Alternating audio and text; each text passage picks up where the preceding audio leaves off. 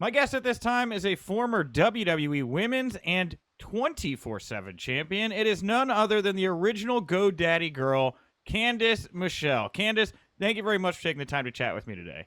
Of course, thanks for having me. That's still a pretty cool moniker. Like, I know all the wrestling titles are nice, but the original GoDaddy girl, I mean, that's something that really became kind of iconic, you know? Yeah, totally. It's funny because coming on the show here today, and you're going to ask me the big question of why I wasn't at WWE's Legends Raw. Right. And it leads me all the way back to the Super Bowl and the same theme that kind of follows my whole life. And so I'm excited to share all this information with you and really dive into it today. Well, then I'm not going to sit here and small talk about GoDaddy and stuff then. So the floor is yours, Candice. Yeah, what happened with Legends Night, and what is it that you want to tell everybody about here today? So the truth is, I just simply didn't make the cut. What? But I always make the headline. Yeah. You know, and I was thinking about this as you called me, and it really did take me back to Super Bowl. And it's like, I get cut from the Super Bowl, but I still make the headline. I come into WWE and I win the 24/7 championship, and people are like, why does she get it? How does that work? But the reality is it's all the work behind the scenes. And I wanted to come on here and have some big answer for you guys, but I was just never called, it was falsely promoted. I was never asked to be there. I would have loved to be there. I love WWE. Anytime they call me, it's super honored to go there and be called a legend. And as we know, for whatever rhyme or reason, I just wasn't meant for that show. But having you kind of feature me on your site, I was like, you know what? This is kind of better. Because if I go to Raw, I'd probably be on the stage doing nothing with 30 other people who are much more famous than I am. And now I get to come on here and actually just have a nice little moment with you guys and talk about how we all get caught in life. And, it doesn't happen to us. It doesn't happen for us, but maybe it happens from us. Like, where do we need to go in this life? How do we take that and not, feel like we're not good enough, or it's not meant for us, or somebody else was better than us? But instead, like, this was a great opportunity to be here with you today. So thank you. No problem, Candice. So many thoughts that I have right now. I'll start by asking, so they announced you, and I'm guessing this caught you off guard because they hadn't contacted you, correct? Full disclosure, I've just been busy at home. I had no idea they announced me. I was actually in Orlando, which is ironic, and I was hanging out with Tori. We got to go to Disney World, having a magical time, and she told me how she was going to go to Raw. I was like, oh, what are you going to do? It's just like Legends Night. And I was like, oh, that's awesome. And I just didn't think I wasn't invited. I thought, oh, she's in the Hall of Fame. They're inviting Hall of Famers. That's not where I'm at with the company yet. And so I just thought that was it. And then I happened to look and see, oh, who's all going to be back? She was telling me Hulk Hogan and Ric Flair, some of the greatest wrestlers that I love. And then I saw my name on a list, and I was like, wait, I'm on the list, but they didn't call me. And then, hearing from you guys, and then I saw on your site, that it was promoted, and I was like, wow. And, it's just a simple thing. I just didn't make the cut. So did you reach out to them when you found out, like, hey, Tori told me that I'm on this list. Do you want me there? Or was it just one of those things where you just didn't follow up? You were like, I don't want to do it or whatever. No, well, Tori didn't tell me I wasn't on the list. It was, I saw it online, after she told me about Legends Night. I just went, I'm like, oh, what's the show about? Because I don't get to follow every week, but whenever there's a big show, I try to tune in and make time for it and see what's going on and kind of catch up a little bit. Yeah. And then that's when I saw it online that I was scheduled to be there. And I was like, oh, okay. Well, I guess it's nice that somebody was thinking about you at the very least, because I agree with you, Candice. I mean, you and Carlito, you guys got the biggest rub coming out of this thing. Everybody's now like, where is Candice Michelle? Where are Carlito? We were told these people are going to be here. And I guess, we don't see you that often on WWE TV. A lot of the guys and women that were on that show, we see Rick every couple of weeks or so. I think that's why people were so excited to see you and Carlito, because you're not regulars or anything on the show. Well, and that's such an honor to hear because I'm launching a new business and a new product, and quite frankly, I take it like it's my responsibility on why I didn't make the cut. I haven't been active on social media. I haven't been out in the public eye. I mean, for all they know, I could be over here weigh 500 pounds and look like a sea monster. You don't. But the reality, thank you. No, you don't. The reality is COVID hit, and I have 3 little girls, and I'm homeschooling, and I'm creating a large platform to launch something in March. And when you're working behind the scenes, sometimes a break from social media was just kind of happen, and really also just processing life myself. We have so much political stuff happening, COVID, people love you, people hate you, and I'm like, you know what, let me get my bearings together before I can help coach and teach other people as well. Which is harder, the WWE schedule or homeschooling 3 little girls during a pandemic? Homeschooling 3 little girls. Oh man, that is quite, and so you're doing that, and yeah, you have such a positive outlook here, and I love how you're kind of grabbing this and like owning it. And when I was trying to find your info, I stumbled across what your latest project is here, and that's Champ. So let's kind of pivot to that a little bit. Talk to everybody out there about what you're doing right now. What is Champ? Yeah, so just kind of this whole philosophy and just looking at like how we all get cut, right? I mean, you might get cut from a job, especially in this day and age. You get cut financially, you get cut from a boyfriend, a girlfriend, friends right now. So many people are cutting off friends because of different views politically. But how do you make your own headline? Like really, like how do you stand strong? And for me, it's all about things that I teach. It's 3 things I like to coach on. It's our rituals, our values, and our standards. And I just take people and I dive deep into it. I believe we all are a champ. Instead of you guys being a fan, I invite people to now become the superstar, see what it's like to get in the ring, start hitting the ropes, start training, start doing all this stuff. People look at my life like, how do you always accomplish your goals? And this happened to me when my sister, we have same mother, same father, and she's 6 years older. She said, how do you always achieve your goals? And I thought, how do I? Like, what's different between her and me? Yeah. And if I could figure that out, how rewarding would that be if I could help her achieve her goals? Yeah. And so I just feel like I've elevated in my life, in my 20s and even early 30s. It was all about me. It was about me growing, me learning, me experiencing. And now it's just turned into me serving and helping other people realize they can live their best life. And whatever that is, do you want to be the best mother? Do you want to be the best host? Do you want to, get out of the rut of COVID and being locked in your house? Yeah. What is that? And to me, I always go back to those 3 things of my values, my rituals and standards, and how do you find them? How do you define them? I created a program. I have it online. It's called 21 Day Champ. It's 21 tools, 21 personal stories from my wrestling life, my personal life, 21 lessons. It's all online, and you can just kind of do it at your own pace. I suggest doing it 21 days in a row because 21 days creates a habit, and I'm here to coach you through it, so it's kind of a motivational coach, but I think of it as being a champ coach. Like that's what I've done my whole life. And how do I make this headline? Like sometimes it baffles me even, like, wait, they're calling me? Oh, this is cool. But it's because of the work done behind the scenes, like I'm continually working and growing and working. And when you follow that, things like this opportunity with you, it shows up in your life. And so thank you for this opportunity. No problem. And, Candice, it's when I was, again, getting ready for this interview and, getting to read about your career and your life, I mean, you really are somebody that has, crossed over, right? Everybody knows you from the GoDaddy stuff. You've been in a lot of films, TV stuff, right?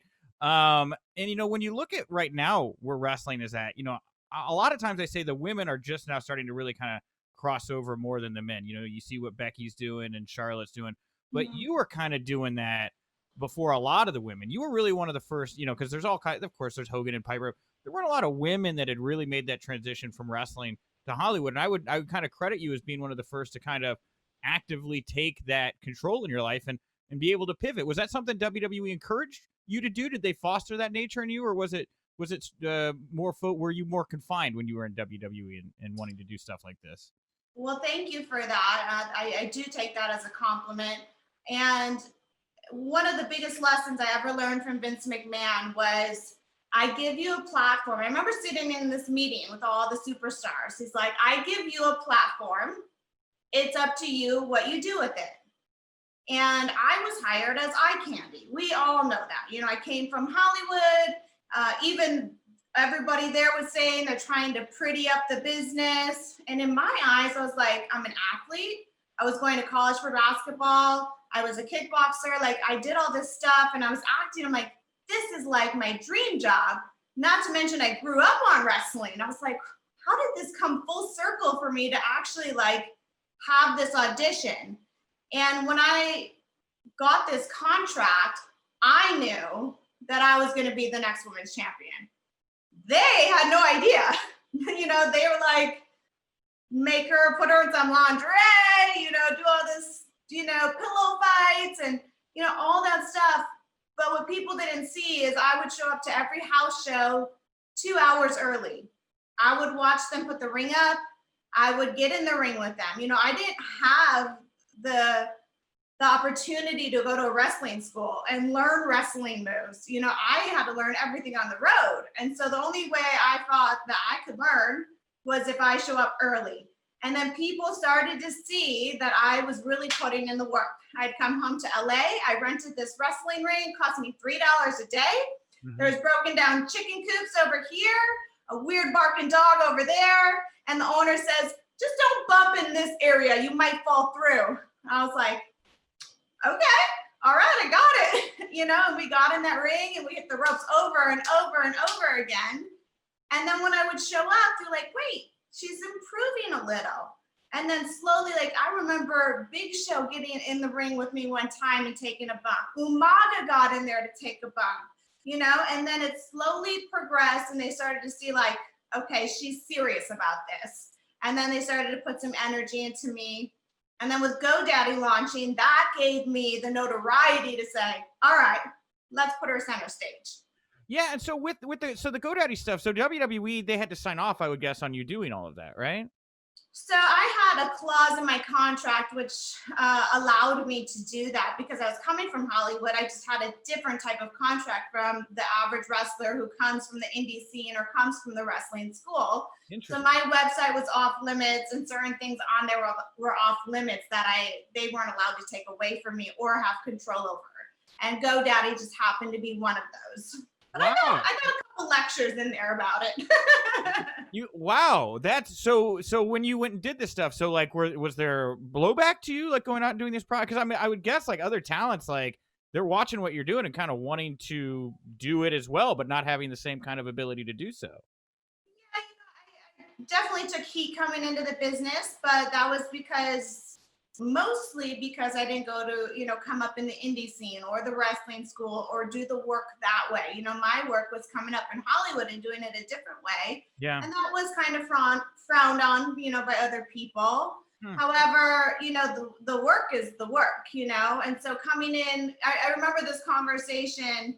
I mean, I didn't know my GoDaddy commercial would be the biggest hit of the Super Bowl. You know, I didn't know they would take it down. I mean, I woke up the next morning, I think I had like 96 voicemails and I was so worried. I thought somebody in my family died. And I started listening to them and it was just interview request after interview request. And I was like, what happened? Like, I didn't even know what happened. Wow. And then we found out, oh, they pulled it and it was all the controversy over the commercial. And then I show up to Raw and they're like, you gotta tell us about this stuff. And I'm like, I didn't know. You know? I didn't know I'd be the headline of the Super Bowl. I was happy I got a national commercial, you know? And so they kind of sat me down, like, you know, let us know a little bit more, which obviously I would have if I had a clue, you know? Wow. But I mean, so that bounced in your favor then. I'm guessing with all the attention and stuff at that point, then they were like, well, if you're going to get this kind of, if you're going to pull the headline, as you say there, you know, we're going to do more with you. I would guess that was the reaction then, yeah? Absolutely. And so from there, because I was already doing the work behind the scenes on learning how to wrestle, Yeah. learning how to take a bump, slowly growing through that process, they saw the 2 and 2 and then the time we met. And then, that was what launched me to win the WWE Women's Championship. Uh, Man, okay. I'm gonna slow it down just a second here. So before you won the title, we get to that here in just a second. Like what like you said, you were brought into Eye Candy. You did all these like weird women's matches, these misogynistic matches they did back in the day, right? Pudding Yeah. matches, bra panties. What was that like for you? Like, did you not like having to do that? Was there a part of you that kind of dug it? Like, what was your vibe on having to do a lot of that stuff? Most of it I did not like. The worst match ever in my life is the pudding match. Yeah. I mean, that is just like, we had pudding in our ears. And anytime we were given a match, we just took it as an opportunity. All the women there did, pudding match. Okay, great. How do I body slam you in pudding? I can't even pick you up out of the pudding. I remember like us trying to do a DDT in the pudding. And it's like, this looks terrible. Like probably the world's biggest rib on us ever. Yeah. But it was part of building that tenacity. I never felt like I was at a point of like where I would say, no, I'm not doing that. I also didn't mind being eye candy. I was eye candy for most of my life. I did magazine shoots. I was a model. Like that part never bothered me. But when you get a WrestleMania match and you start realizing the gift of that and the importance of that and the level of that, and then they're like, by the way, we're gonna put a bed there with can you wear a gown with a bikini underneath it, and you gotta get the gown off down to the bikini to like you're like, okay. And I remember Tori and I just sitting there like, okay, how do we do this move off of the bed? Or, it just really built our character, I guess. We had a lot of fun, and that was that era. Yeah. I wish it was more like this era, but you know what? It paved a way for the girls not to have to do that anymore. Well, you won the title from Melina. I have Vengeance 2007 here. Yeah. Kind of your Andy Dufresne moment. You kind of, crawled through 5,000 yards of pudding to come out the other side as women's champion. Yeah. I hope you got that reference as a Shawshank. Yeah. Wonderful. Okay, I don't know if everyone's a huge Shawshank mark. So like, what was that like for you to visualize that goal when you got hired and then finally have this title over your head? I mean, incredible. We went down to the ring. Most people know back then anyways, and for the level I was at, they don't tell you that until you go down to the ring and you kind of chat about what match you're about to put on. Yeah. And so when I heard that, I was just like, wow, like this is the moment.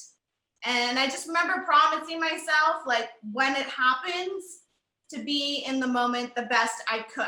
Like I wasn't planning to cry. I wasn't planning to laugh or planning to gloat. I was like, just do what you feel like your body would do, And that was my promise to myself, to just enjoy that. Because also what I've learned is when you reach such a goal of that magnitude, that high and that moment and that gift lasts about a day. Because what happens the next day? Now I'm the champ, and now everybody's after me. So the work is twice as hard, like now you got to work harder. You got to get better. You got to create new moves. You got to get better at your moves. Everybody now hates who you are, So that moment was really, really special to me. It was very authentic.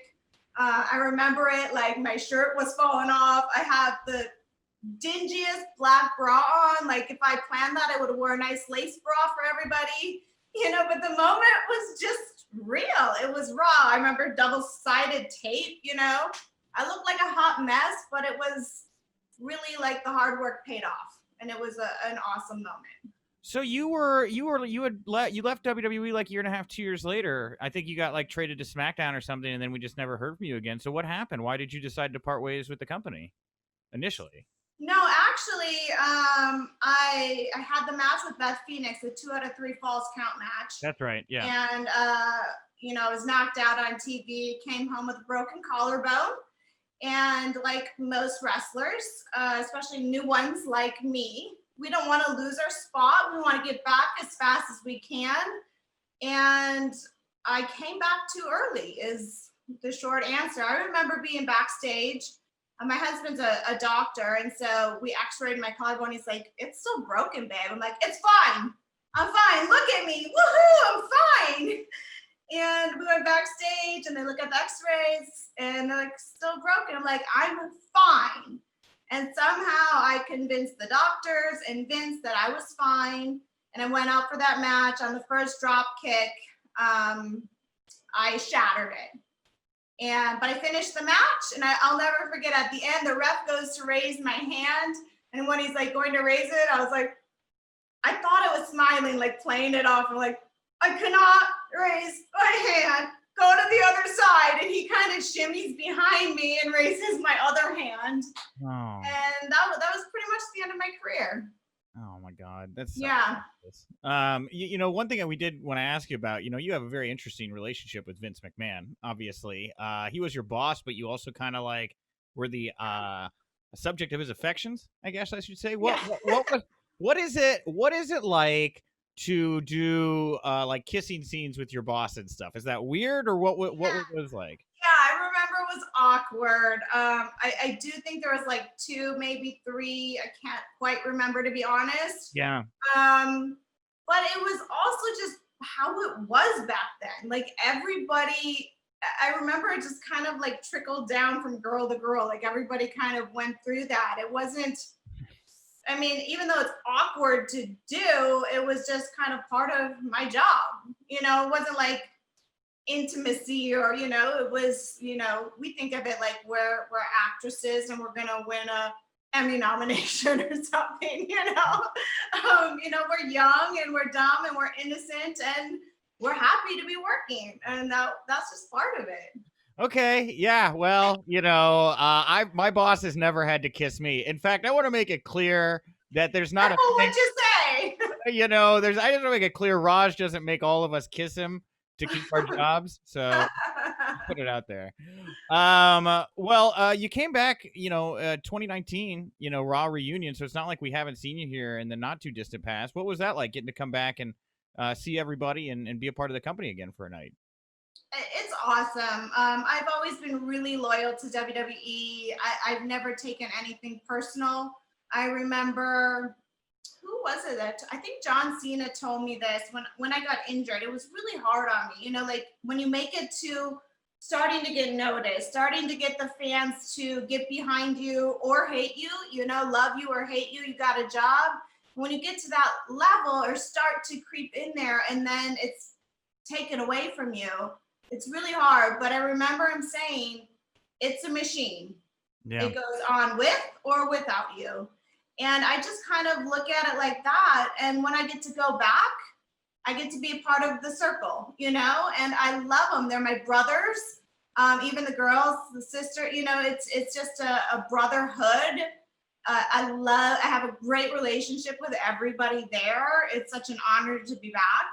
And then to take home the 24/7 championship was just like, and I went in with no expectations because we know how it can be. I didn't go in like, woohoo, I'm going to be featured, or woohoo, they love me, or they want me back, or I just went in like, I'm going to go show up for me. And I just believe the world belongs to those who show up and do the work. And it just kind of comes to you. And so it was an honor, and I had such a good time there.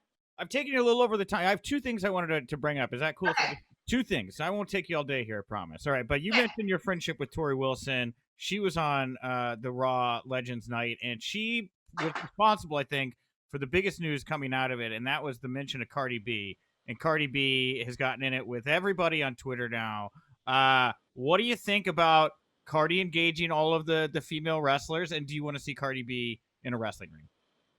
Oh, well, I did see some of that. I didn't see all of the news surrounding that. Okay. But I mean, let's just say, looking at Cardi B, and she's loud and in your face, and a great WWE character, right? Sure. Like, people love her and love to hate her. So would she make a great character in WWE?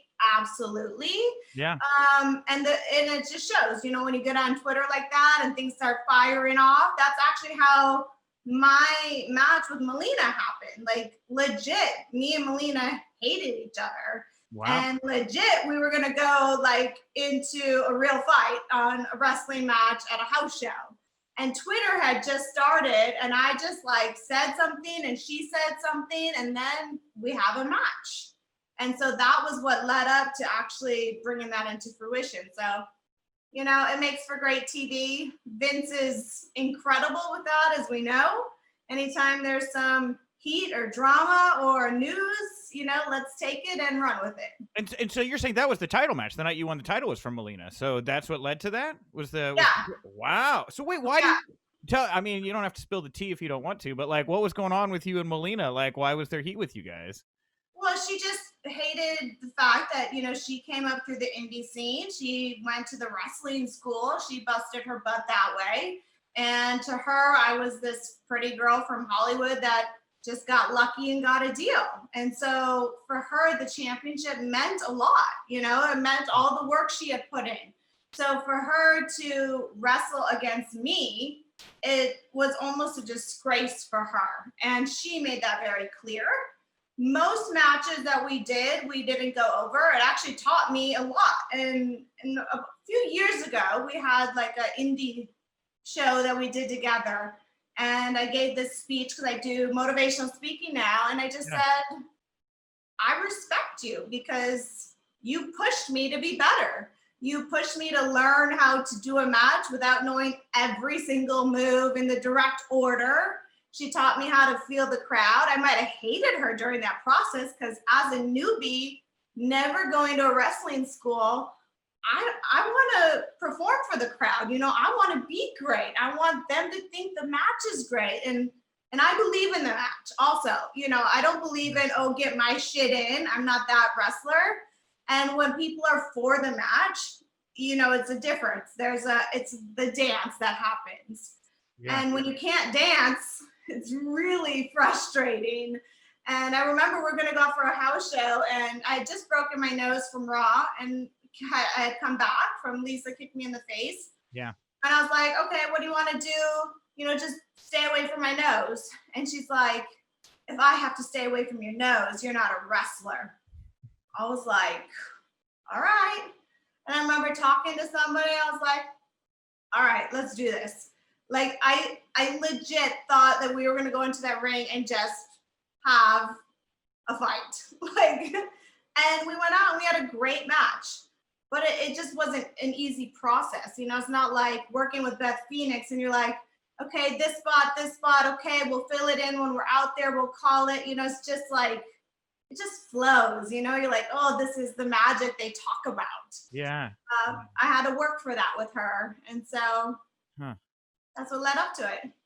Well, last thing I wanted to bring up, you mentioned Lisa Marie Throne, right? Victoria. Your retirement match was against Lisa in Milwaukee for House of Hardcore. And I don't know if I'm going to blow your mind or not at all with this, Candice, but I was actually the ring announcer for that match. Oh my gosh. You were very busy that day, I know, and were very emotional. And so I'm not shocked at all that you do not remember. It was actually, I think, the only time I've ever ring announced an entire wrestling show. Tommy didn't like my work, so I never got another job. So anyway, I loved that bout. Lisa sold her knee like crazy. I thought that like she'd legitimately gotten injured in that. I just didn't know if you wanted to go back and reminisce a bit about that bout and what if this was the way you saw your retirement happening in pro wrestling. Everybody envisions going out of pro wrestling, with the big bang, or WWE putting you over tremendously and having your moment. And of course I didn't have that. And so it was about 10 years after I was retired, and Tommy calls me on the phone, and we text once in a while. We're good friends, but we never talk on the phone. Right. When I see him calling me, I'm like, that's weird. I'm like, I better answer, make sure he's okay, see what's going on. And he's like, you know, what I do with House of Hardcore? I was like, yeah. And he's like, I just think that not only do you deserve to say goodbye to the fans, but the fans deserve to have that goodbye too. And I never really thought about that, so you kind of just think about yourself and not getting that goodbye and not the fans getting that. And I thought, wow, that's really cool. And so he's like, you can do any kind of match you want. We can do like an intergender, like me and Carlito against Lisa. And I forget who he had, make it really easy. I don't have to do a lot of moves. I haven't been in the ring in 10 years, So I'm like, this sounds okay. And he's like, we'll do it in your hometown. And I was like, wow, like just what a gift from a dear, dear friend to even think of that. Yeah. So I get off the phone with him and I'm, in your gut when you're like, you just know what this match is supposed to be. And it's supposed to be a singles match. But that means that I gotta get back in the ring and start hitting the ropes again. And I was like, okay, what do I do? Do I take the easy route or the hard route? And so I called him back and I said, I think I need to do this as a singles match with Lisa. Lisa, as we all know, is incredible wrestler. She's carried me through many, many matches. She's taught me many, many things. And in my opinion, she's the most undervalued female wrestler probably that WWE has ever had. Yeah.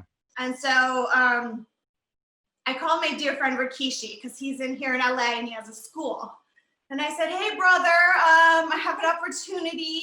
Is there any way I can come to your school and train at Hard Knocks? And he was like, yeah, we got you, girl. We got you. Just come on in. Yeah. So I went in and all the students there, they were just incredible. Like I started hitting the ropes, taking my first bumps again. It felt like I had never taken a bump in my life. I left crying every day. They don't know that, but I get in my car and I was crying. I had ice on my neck and I'm like, what am I doing? And then I come back 2 days later and I get back in the ring and they just all helped me. And actually my favorite part about that was I love legends and I love sitting down and hearing the road stories. And Rikishi is so wise and so brilliant in the business. And I sat down there and Black Pearl was there. They both taught me. They're both incredible. And just telling me like the stories and the meanings behind this. And actually I was like, I wish I had you when I was actually wrestling, because I actually was gonna do my my flying cross body. In my opinion, that should have been my finisher. It was my best move, my favorite move. And because that's where my injury happened, I thought this will be like me getting up there and conquering that fear. And every time I get up there in his ring, my legs are shaking. I could not physically balance up there.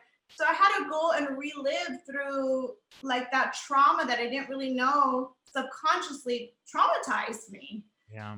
And he just gave me the best advice. He said, you know what? When you get to the ring, check it out. And I was like, oh, I'm supposed to check out the ring? Like, I was never taught that. It's like, see how loose the ropes are, see what the buckle looks like. See how it feels. If you feel confident to go up there, you go. And if you don't, you go to the second. And I remember getting there and those ropes, I don't know if you remember, were so loose and wobbly. I was like, oh my God, I've never seen a ring like that before. Yeah. I was like, that lesson was so important and valuable to me. So not going to that top rope in the second, it was like, you know what? This is about being safe for me and for Lisa. And we had the best match ever. I thought it was, I thought it was a great bout. I don't know if it was I'd have to go watch all of your matches again, but I thought it was a very, very good match. And again, like the drama of Lisa, like I thought that. I felt so bad for you. I was like, Lisa's injured. This is a horrible way to go out, right? So my family too.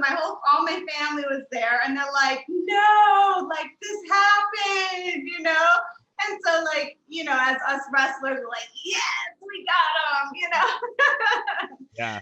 Yeah. The energy in that room was really, really cool. So it was an honor for me. I'm glad I got to pop you a little bit. And thank you. I'm sorry I didn't remember that.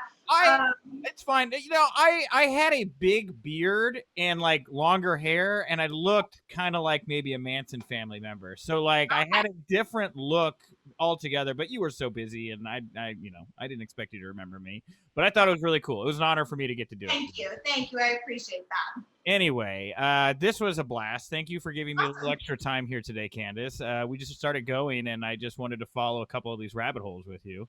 Yeah. Thank you for the opportunity. And just remember, if you always get cut, it doesn't mean you're not going to make the headline. Yeah, well, and with that, like, send people to go find you, follow you, support you. Where can they go learn more about what you're doing right now? Yeah, just go to CandiceMichelle.com. I have one-on-one coaching, the 21-day program. I try to update it. I have my biggest stage I'm going to be launching in March in 3 months. So that's really exciting. I'm working behind the scenes on that. And then at Instagram, I have a crazy one. It's at Mrs. Candice Michelle. But I'm always updating and posting there, and new material is going to be coming out soon. So I hope you guys check it out.